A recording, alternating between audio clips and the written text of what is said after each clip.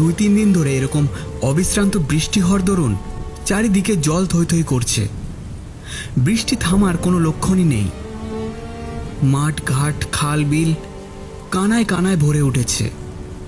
ক্রমশই গ্রামের মানুষের মনে দুশ্চিন্তার পাহাড় জমে উঠেছে। ঠিক এমন সময় নদীর বাঁধ ভেঙে গেল। ওরে সর্বনাশ হয়ে গেছে রে, নদীর বাঁধ ভেঙে গেছে, পালা সবাই পালা। যে যা নিতে পারলো সেটা সঙ্গে নিয়ে ঘর ছেড়ে পালাতে লাগলো উঁচু জায়গার আশ্রয়ের খোঁজে। এই ভয়ঙ্কর পরিস্থিতিতে গ্রামের স্কুল বাড়িটাই ছিল মানুষের একমাত্র আশ্রয়স্থল। মসলন্দপুর, তালতলা, কুটিপাড়া, কাটাবাগান, গোবিন্দগঞ্জ সব গ্রামগুলোই ছিল জলের তলায়। কত লোকজন, গবাদি পশু যে জলের স্রোতে ভেসে গেল তার হিসেব রইল না। যতদূর চোখ যায় শুধু জল আর জল। ঘোলা জলের মাঝে মাঝে কিছু তাল গাছ, নারকেল গাছ বা বড় বট গাছের শুধু মাথাগুলো জেগে আছে। সাধারণ মানুষের কষ্টের কোনো শেষ ছিল না। একেই তো বন্যা, তার উপর বৃষ্টি। স্কুল বাড়ির ছাদে ত্রিপল টাঙিয়ে প্রচণ্ড কষ্টের মধ্যে দিন কাটাতে বাধ্য হচ্ছিল গ্রামবাসীরা।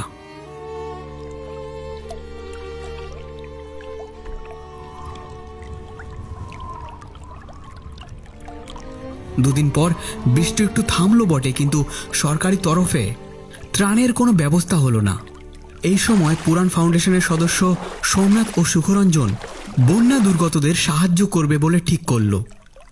ওরা আরও কয়েকজন সদস্যকে নিয়ে ত্রাণ সামগ্রী বন্টন করতে শুরু করলো। সুখরঞ্জন একটা মোটর চালিত বোটে কিছু শুকনো খাবারের প্যাকেট সাজিয়ে নিল। তালতলা পার হয়ে যাওয়ার সময় খাবারের প্যাকেটগুলো যেন একটু অস্বাভাবিকভাবে নড়ে উঠল।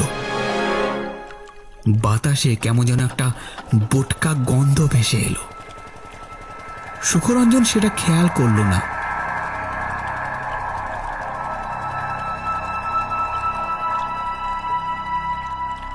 ওরা কুটিপাড়ায় পৌঁছে গেল। দয়া করে আপনারা সবাই লাইন দিয়ে দাঁড়ান।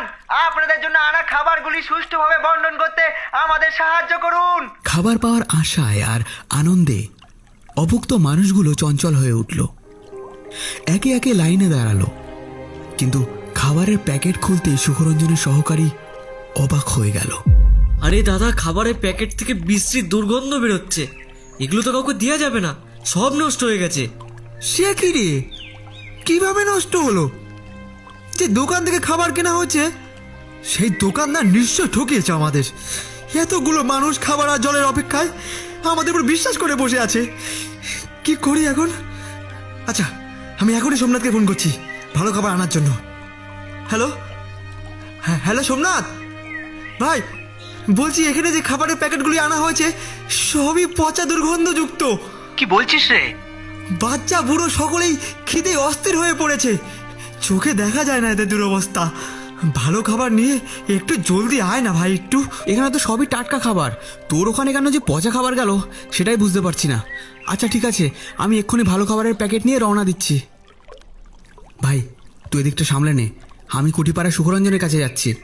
তালতলায় সব খাবার দিয়ে দেন বাবু, কুটির পাড়ায় নিয়ে গেলে কোনো লাভ হবে নি। আরে স্বার্থপরের মতো কথা বলো না। তোমরা তো তবু খাওয়ার জন্য কিছু পেয়েছো, কিন্তু কুটিপাড়ার কাউকে কিছু খাবার দেওয়া যায়নি। আমাকে এক্ষুনি যেতে হবে।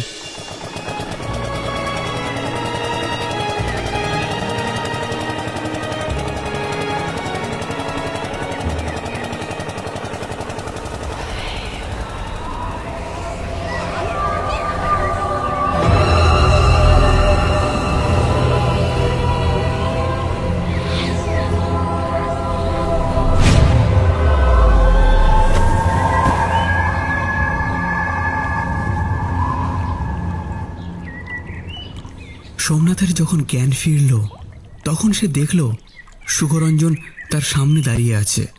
কি হয়েছে সোমনাথ? তুইও শেষ পর্যন্ত পচা খাবারই আনলি। আমি তোকে আগেই বলেছিলাম সব পচা খাবার। এখন নিজের চোখে দেখ কতটা ঠিক না ভুল। না রে ভাই, আমি ভালো খাবারই নিয়ে আসছিলাম, কিন্তু স্পষ্ট দেখলাম পথের মধ্যে একটা পিশাচ খাবারের মধ্যে ঢুকে সব খাবার নষ্ট করে দিচ্ছে। কি যাতা বলছিস? এখানে ভূত প্রেত আসবে কি করে? না না, এই বাবু ঠিকই বলেছেন। এই গ্রাম অভিশপ্ত, বাইরে থেকে খাবার আনলেই এই সব খাবার পচে যায়। অভিশাপ? কি সেই অভিশাপ? কারণ সঠিক জানি না বাবু, তবে শুনেছি এক তান্ত্রিকের অভিশাপ নেগেছিল আমাদের গ্রামে। একটা ঘটনার কথা বলছি শুনুন। আজ থেকে প্রায় 10 বছর আগে নতুন একজন লোক থাকার জন্য এ গ্রামে এসেছিল। গৃহপ্রবেশের দিন হাড়ঝিরঝিরে গ্রামবাসীরা যখন সেই অনুষ্ঠানে খেতে গেছিল, তখন সব ভালো ভালো খাবার পচে যায়, আর তখনই বাইরে থেকে পয়সাচের হাসির শব্দ শোনা যায়।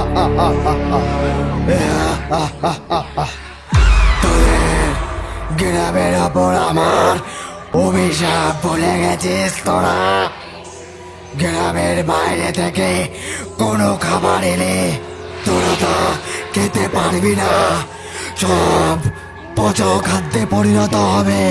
গ্রামের জমিতে চাষবাস করে যা ফসল উৎপন্ন করতে পারবি তাই তোরা খেতে পারবি, অন্য কিছু নয়।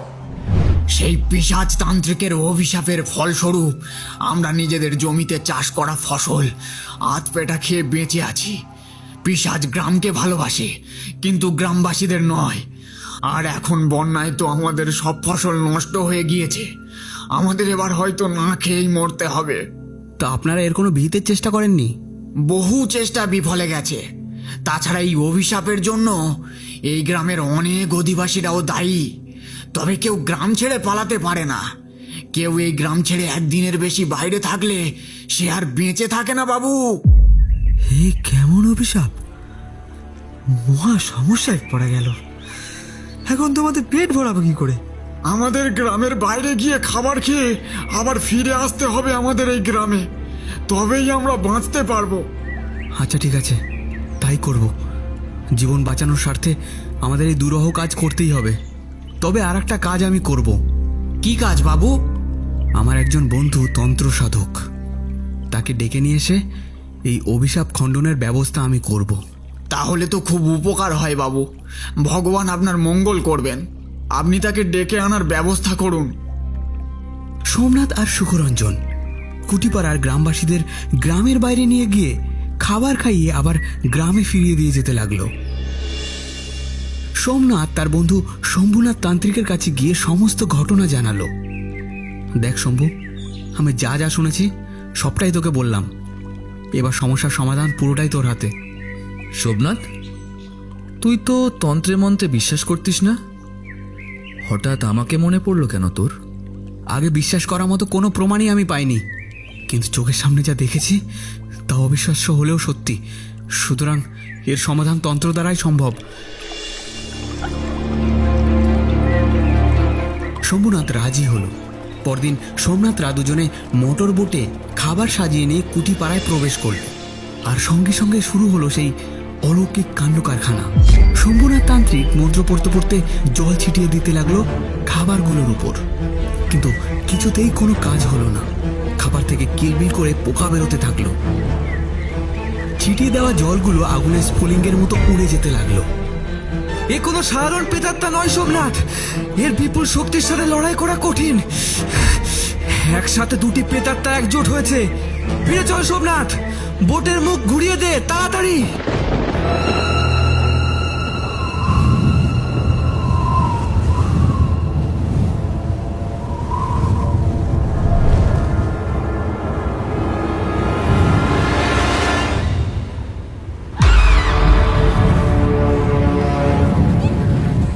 কে তুমি? কেন নিরীহ গ্রামবাসীদের কষ্ট দিচ্ছ? নিরীহ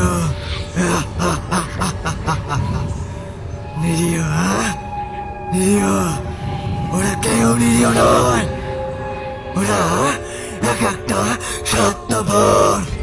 কারোর ভালো মানুষের সুযোগ নিয়ে তার সাথে যেমন খুশি ব্যবহার করবে, আর আর প্রয়োজন ফুরিয়ে গেলে অসহায় মানুষটার পাশে কেউ দাঁড়াবে না, কেউ না।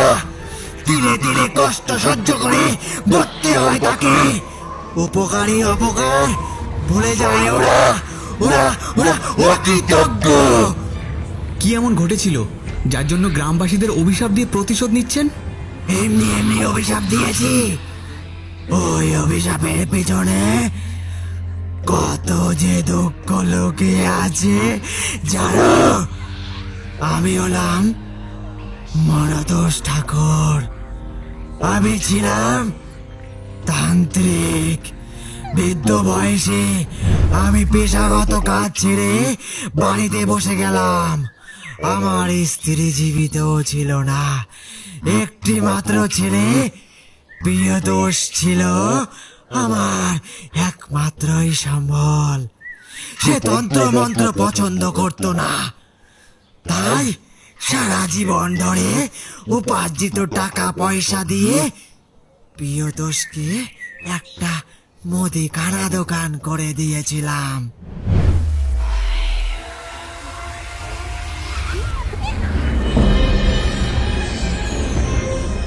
হ্যাঁ, আমি ছিলাম খুব মোটা।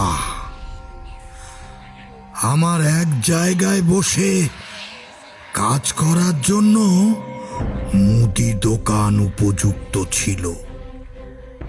আমি খুব কম লাভে জিনিসপত্র বিক্রি করতাম। আমি আমার গ্রাম ও গ্রামবাসীদের খুব ভালোবাসতাম, তাদের যাতে কোনো অসুবিধা না হয় সব সময় সেই চেষ্টা করতাম। প্রথম আমার দোকানে বেশ ভালো পরিমাণ বিক্রি বাটা হতে লাগলো। কিছুদিন পরেই আমার বিয়ে হলো, একটি কন্যার পিতাও হলাম আমি। খুব সুখে দিন কাটছিল আমার, কিন্তু এত সুখ কপালে সইল না।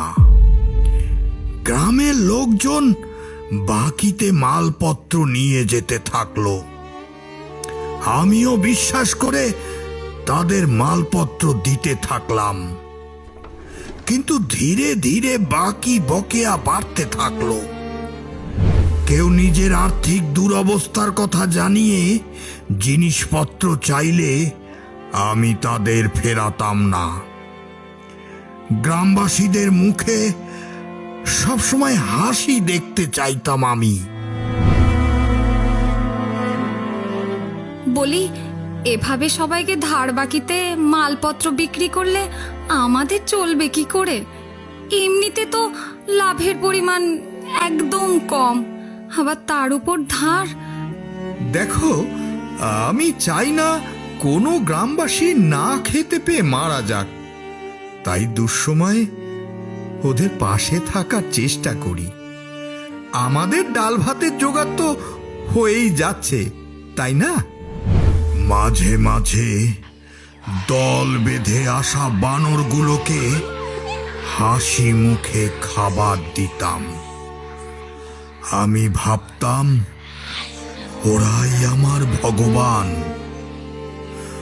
ওদের দয়াতেই আমার দোকানে খদ্দের আসবে। কিন্তু আধুনিকতা আমার বিপদ ডেকে আনলো। আধুনিকতা বিপদ ডেকে আনলো কেমন করে? কিছুদিনের মধ্যেই পাশের শহরতলিতে একটা আধুনিক শপিং মল খুলল। গ্রামের মানুষ বেশি ছাড় পাওয়ার লোভে সেখান থেকেই কেনাকাটা আরম্ভ করল।